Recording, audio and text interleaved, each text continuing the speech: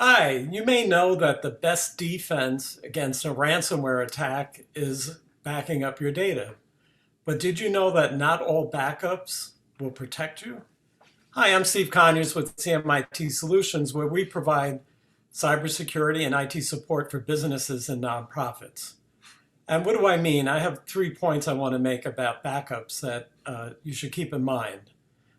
Number one is if your backup is on your network, then it is likely going to be encrypted along with all your other data and become useless. So number one is you need your backup off of your network.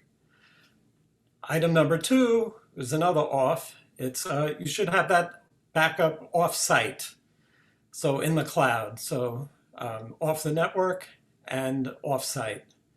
And number three is keep in mind how quickly you need the data back. So it's great to have a backup and have it off-site, but if you're in a business where the time is money and you need that data right away, then you also need to pick a solution where you can restore your data very quickly within the time frame that you would need it before you lose money. So keep those three things in mind.